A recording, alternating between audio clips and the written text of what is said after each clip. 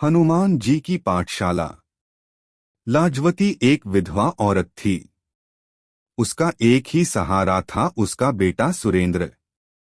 लाजवती सुरेंद्र को बड़ा आदमी बनाना चाहती थी, इसलिए वह लोगों के घरों में काम करती थी, जिससे वह अपने बेटे को पढ़ा सके।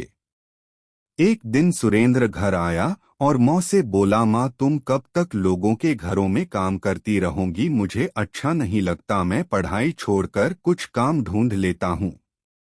लाजवती ने उसे समझाते हुए कहा, नहीं बेटा, मैं कितना भी कष्ट उठा लूं पर तू अपनी पढ़ाई पर ध्यान दे। भगवान ने चाहा तो तेरी अच्छी सी नौकरी लग जाएगी, मैं उसी दिन का इंतजार कर रही हूँ। सुरेंद्र हनुमान जी का भक्त था। वह दिन रात हनुमान जी की पूजा करता रहता था। एक दिन वह हनुमान जी के मंदिर में गया और बोला, बाबा माँ तो कुछ सुनती नहीं है, आप ही बताओ मैं क्या करूँ, आप ही उन्हें समझा। वह बजरंगबली के सामने बैठकर बातें करता रहा। उसे विश्वास था कि बजरंगबली उसकी माँ को समझा देंगे और वह सुरेंद्र को काम करने के लिए इजाजत दे देगी। इसी तरह समय बीत रहा था। कुछ दिनों बाद सुरेंद्र की पढ़ाई पूरी हो गई। उसके बाद सुरेंद्र नौकरी ढूंढने लगा। वह सुबह उठकर हनुमान जी के मंदिर जाता, उसके बाद नौकरी की तलाश में निकल जाता। पूरा दिन घूमने के बाद वह निराश होकर घर वापस आ जाता था। एक दिन उसे उदास देखकर लाजवती ने कहा, बेटा तू इतना परेशान क्यों है? आज नहीं तो कल नौकरी लग जाएगी, बजरंग बली सब ठीक कर देंगे।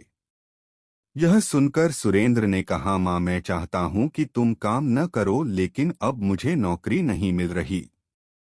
यदि कुछ दिन और ऐसा चला तो मैं नौकरी की तलाश छोड़कर मजदूरी करना शुरू कर दूंगा। तब लाजवती बोली, नहीं बेटा तू ऐसा बिल्कुल नहीं करेगा, तू कोशिश करता रह, सब ठीक हो जाएगा। अगले दिन सुरेंद्र फिर नौकरी की तलाश में जा रहा था।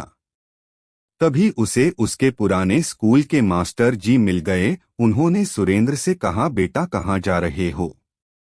मैं तो तुम्हारे घर जा रहा था।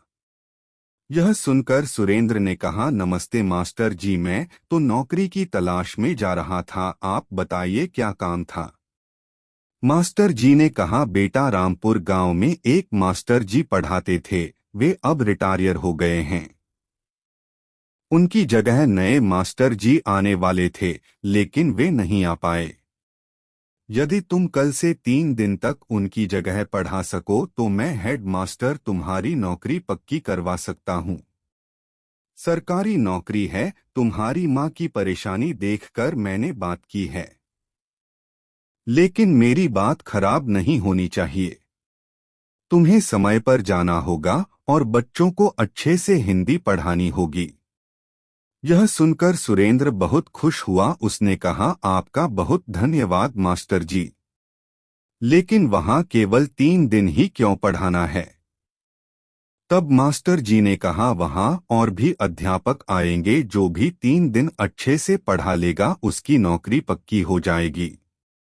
सुरेंद्र ने मास्टर जी को धन्यवाद दिया और घर आकर यह खबर माँ को सुनाई। लाजवती उसकी बात सुनकर बहुत खुश हुई।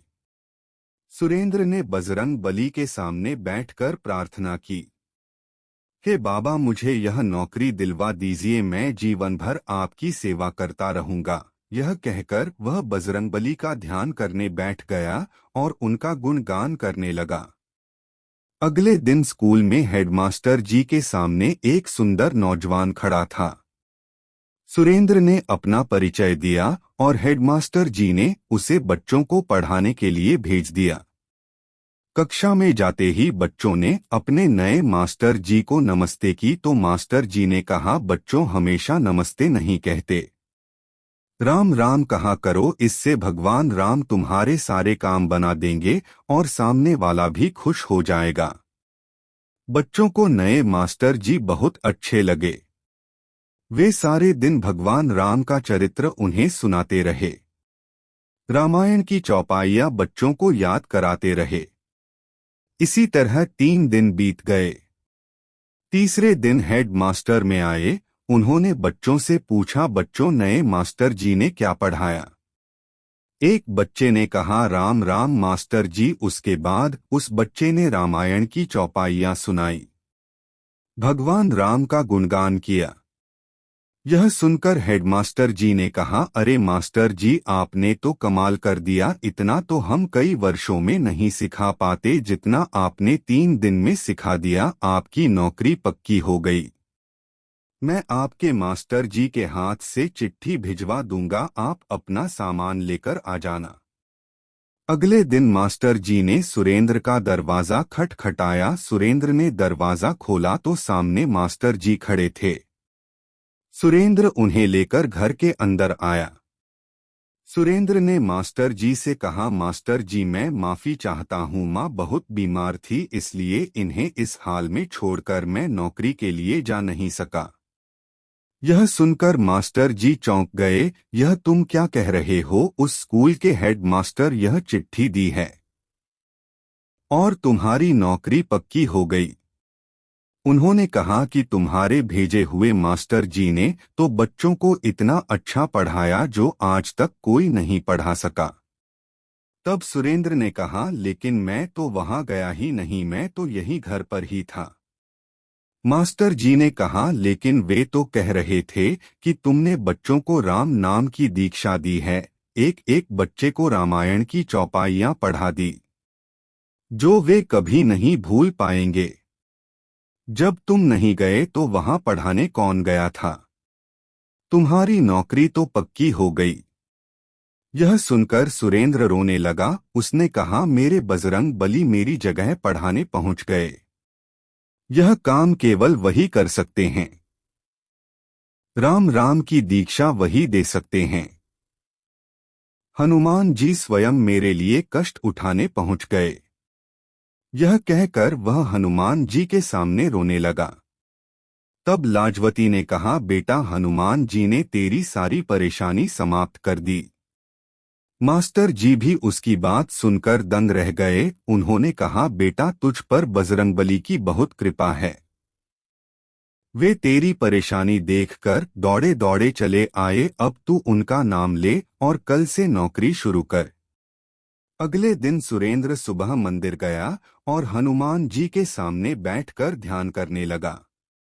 उसके बाद वह विद्यालय गया और वहां अच्छे से बच्चों को पढ़ाने लगा। सुरेंद्र और लाजवती बहुत खुशी से रहने लगे। सुरेंद्र विद्यालय से आने के बाद सारा समय बजरंगबली का गुणगान करता रहता। जय श्री राम, जय बजरंगबली, हरे कृष्ण, राधे राधे।